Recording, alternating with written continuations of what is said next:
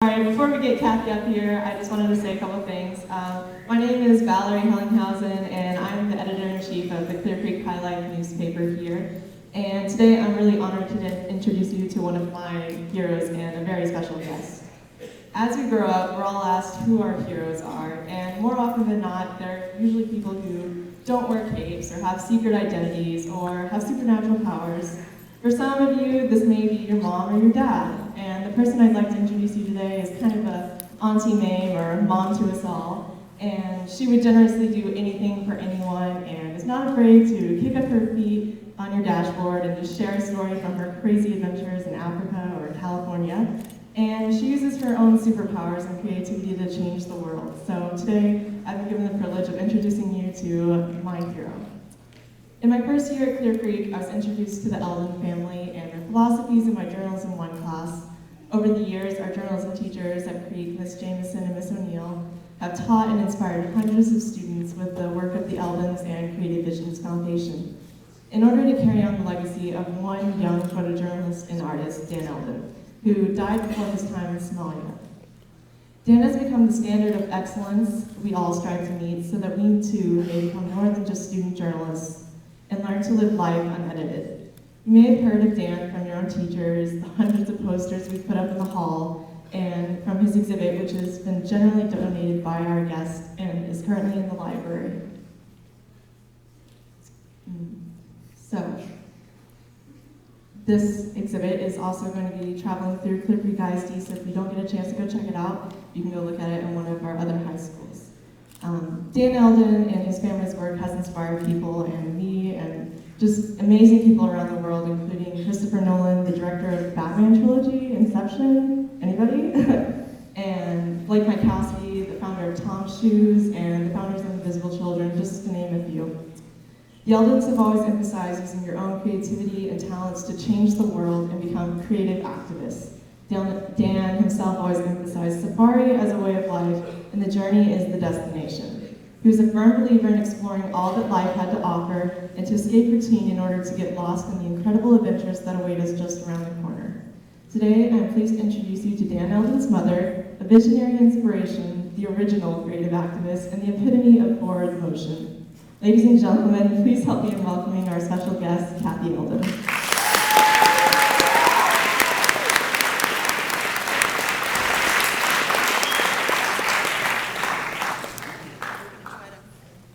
Okay, we'll get this thing going. Sorry. I think you flipped it off. We'll see if it works. First of all, whoa, is it on? No, it's not on. No worries, we'll fix it. I flew in from California yesterday, and Miss Jameson got me up at 5 in the morning, which is really 3 in the morning for California. So I've already done like 4 presentations, so I'm really inarticulate and pathetic, and I'm just telling you right now, it's okay. You can fall asleep or whatever high school people do at early assemblies. It's perfectly all right with me. But I'm going to try to keep you awake, I really will. We wanted to show you a short extra clip because it's all about celebrities now, really. I mean, nothing really works without celebrities. So we're going to try to show you, but the sound system's a little tricky, so we're going to put the microphone up to this thing, and we're going to cross our fingers. So here we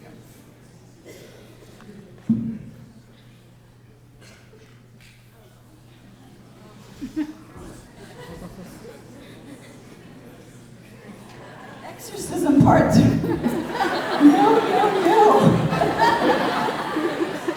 Oh my gosh, this is so classic Dan stuff. You know, I call him a noisy spirit, but how he managed to get exorcism instead of the extra thing, I do not know. But we're going to try a little harder. So,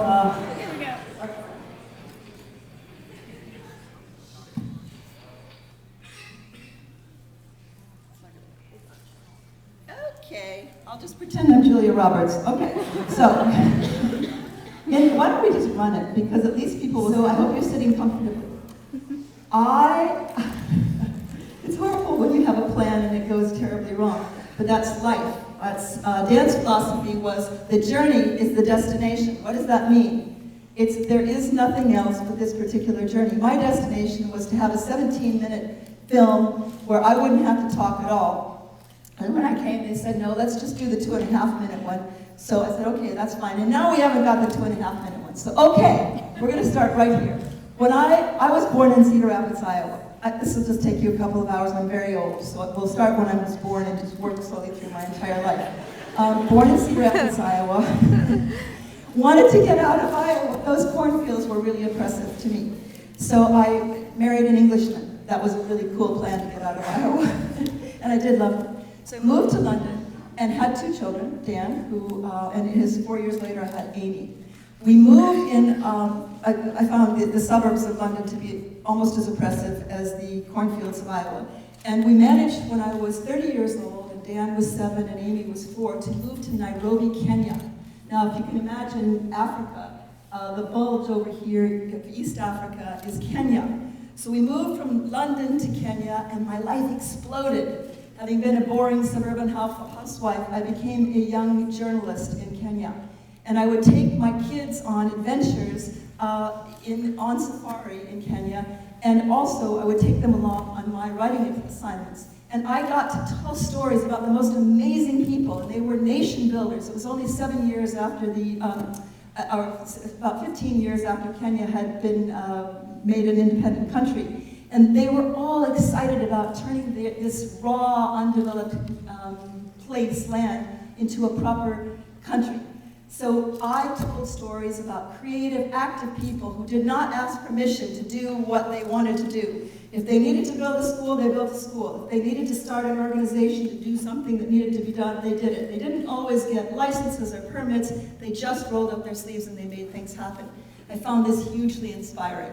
And my son Dan also found it inspiring. And in a country where there are very few social services, you kind of have to make it all happen yourself. So when Dan was about 14, 15 years old, a kid in the class, his class, who was a scholarship student who lived in the worst slum in Nairobi, and believe me, it is tough. The houses are made of cardboard boxes with some tin roof over it, and they're not houses at all, they're kind of lean-to shacks.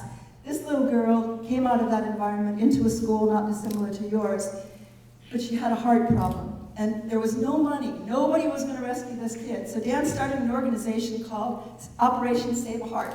And he and his friends, through various legal and possibly not quite so legal means, like stretching it, managed to raise the money for a heart operation. And one thing that they did, which I think you might find amusing or inspiring, is they gave wild parties in our backyard.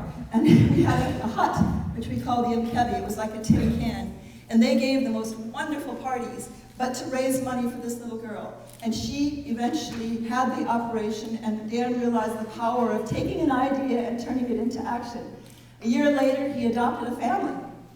There was a Maasai family. The mother was a fantastic woman. The father was a useless sort of character. They had 7 kids and no income. So Dan would go out every weekend. He would jump a ride on this matatu, which is a wild sort of vehicle of transportation with hundreds of people jammed into a tiny little space. And he would go out to their hut on Ingong Hills, and she made Maasai jewelry, this beautiful beaded jewelry. Dan would take it, go back to his school, sell it to absolutely everybody. People were draped with Maasai jewelry. He was relentless. But he created the income for this family and helped them help themselves. It wasn't like charity, here, I'm giving you money. It was, okay, what can you do to raise the money so that your kids can go to school? So he had one child, then he helped a family. When he was 19 years old, and had graduated from high school, it's like, okay, you're going to college now, right? He said, I'd really like to go maybe be an intern in New York for Mademoiselle magazine, then I'd like to travel. And I said, oh, you want to take a year off, don't you?